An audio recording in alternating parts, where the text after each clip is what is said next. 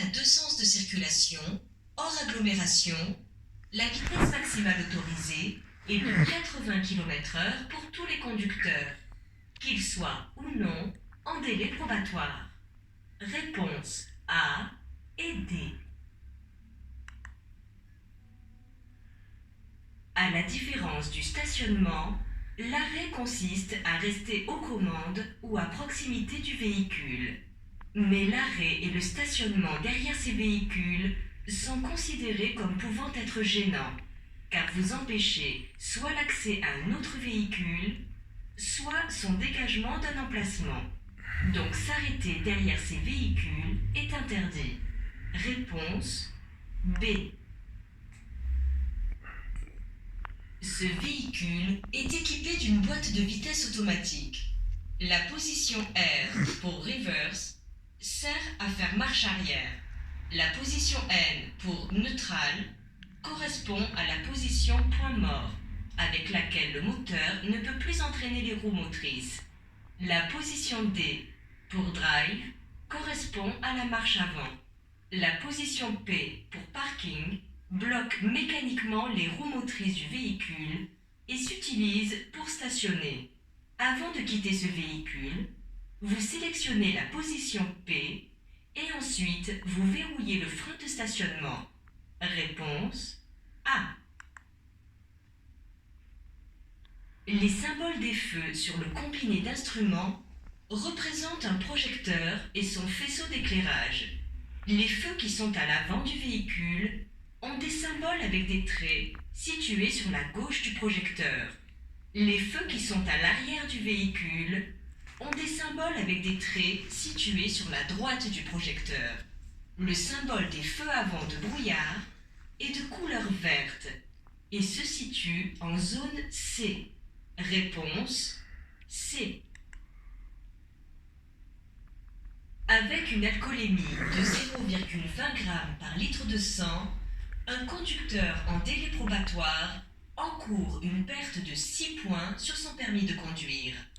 Le seuil réglementaire est de 0,50 g par litre de sang pour les conducteurs qui sont hors délai probatoire, avec également une perte de 6 points pour cette infraction. Réponse C. Pour éviter de solliciter trop souvent votre système de freinage, vous exploitez le frein moteur de votre véhicule. Aucun indice ne vous indique que vous circulez en sens unique. Et malgré l'étroitesse de la route, vous ne coupez pas le virage. Réponse A et D.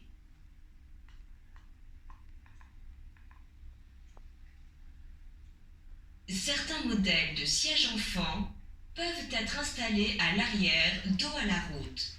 D'autres modèles rendent la position dos à la route obligatoire jusqu'à l'âge de 15 mois.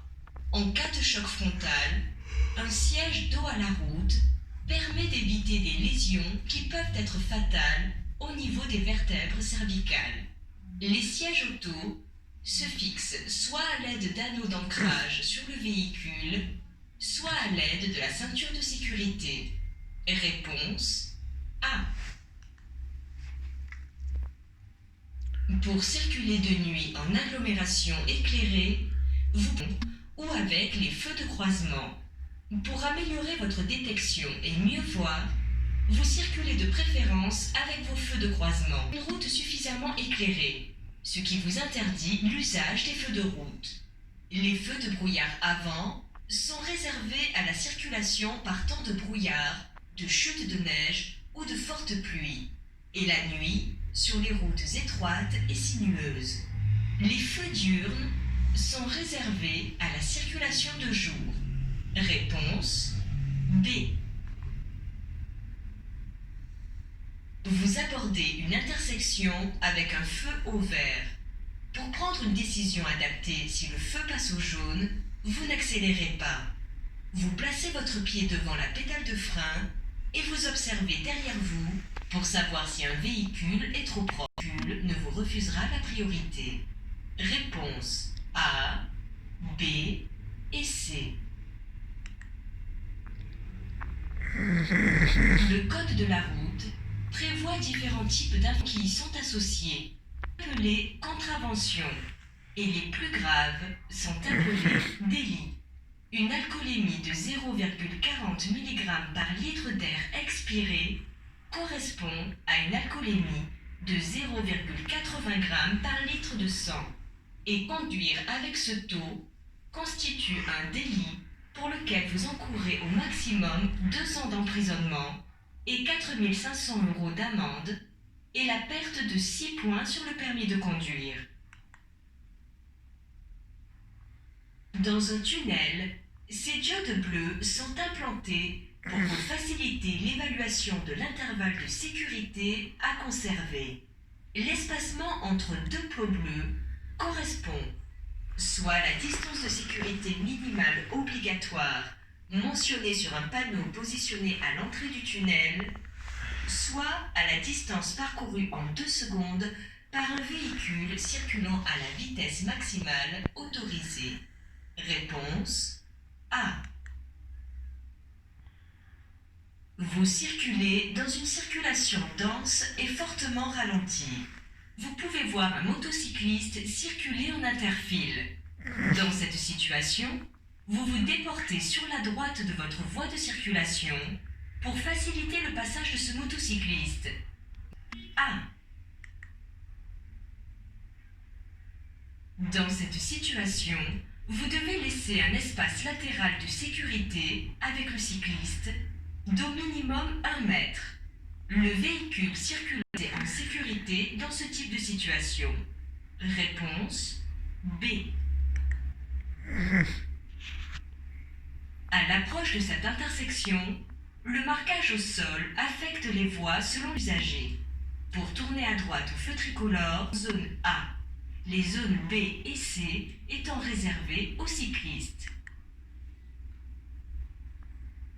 Les angles morts existent aussi pour les véhicules lourds et encombrants, devant, sur les côtés et derrière. Il faut éviter de rester à proximité d'un camion dans les zones d'angle mort. Mais dans cette situation, vous n'êtes pas trop proche du camion. Son conducteur peut vous voir dans son rétroviseur extérieur gauche. Réponse A. Hors agglomération et sur autoroute, la vitesse est limitée à 110 km/h pour les conducteurs en délai probatoire. Par temps de pluie, la vitesse est limitée à 110 km/h pour tous les conducteurs, qu'ils soient ou non en délai probatoire. Vous circulez à 108 km/h. Vous n'êtes donc pas en infraction. Placer un appareil dans le champ de vision du conducteur masque une partie de l'environnement. Vous pourriez voir trop tard un indice utile.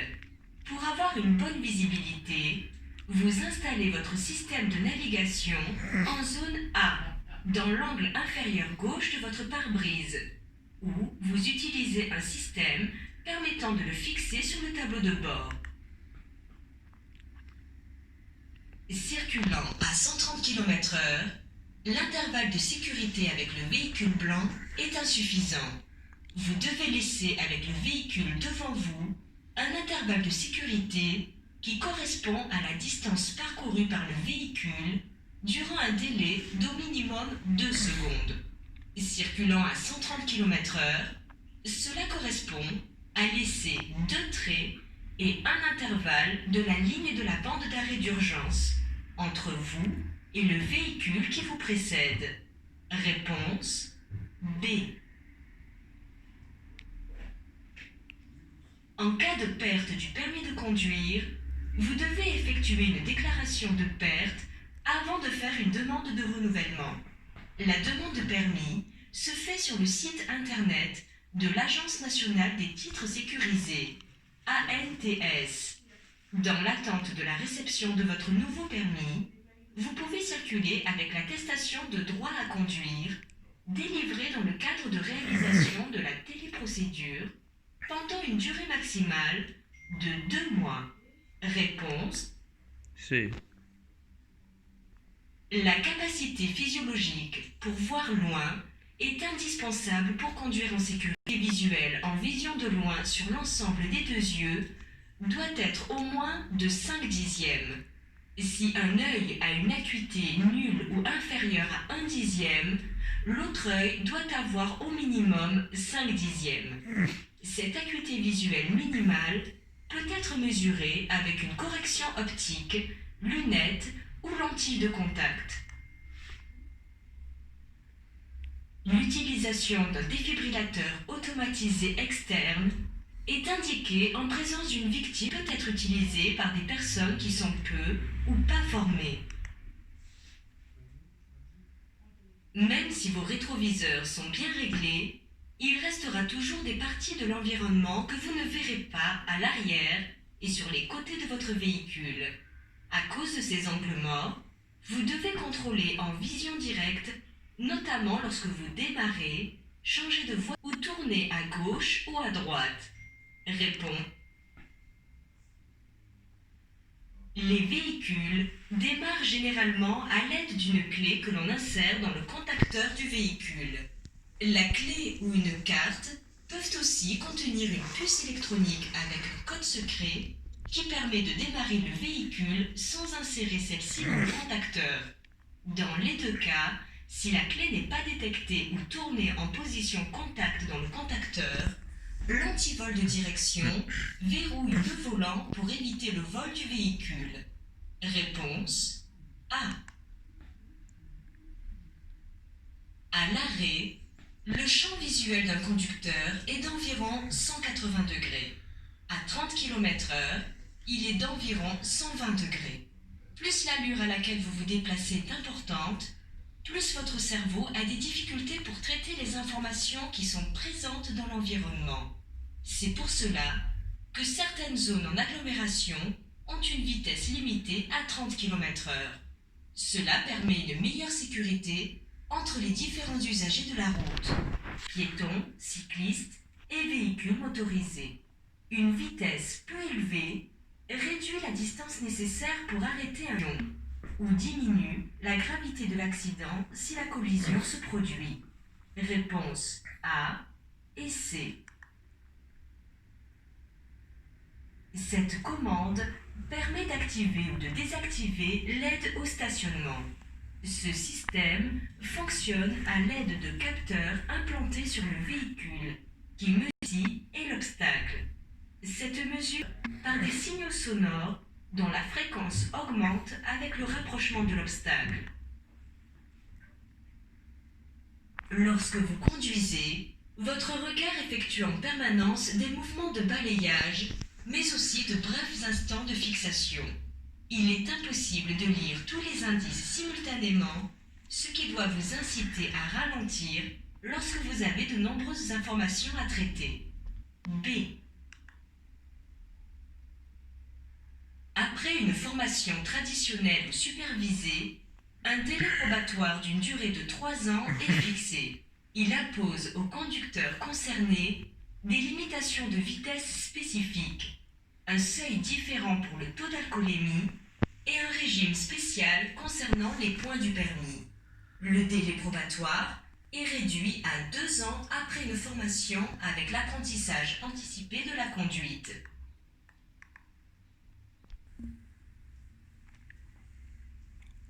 L'appui-tête est un élément de sécurité. Même à faible vitesse. L'appui-tête est correctement réglé en hauteur lorsque son bord supérieur se trouve n'est donc pas aidé. Lors du contrôle technique, de nombreux points sont vérifiés, dont le niveau de pollution du véhicule avec sa teneur en monoxyde de carbone pour les véhicules essence et l'opacité des fumées pour les véhicules diesel. Si un défaut est constaté sur cela, vous serez obligé de faire réparer votre véhicule et de lui faire repasser une contre-visite. A. Les témoins d'alerte sur le combiné d'instruments sont de couleur orange ou rouge. Moteur tournant ou véhicule roulant, l'allumage de l'un de ces témoins indique l'apparition d'une anomalie. Les témoins d'alerte de couleur rouge signalent un dysfonctionnement grave nécessitant un arrêt le plus rapidement possible dès que les conditions de sécurité le permettent. Le régulateur de vitesse est un système qui permet de maintenir automatiquement une vitesse programmée par le conducteur.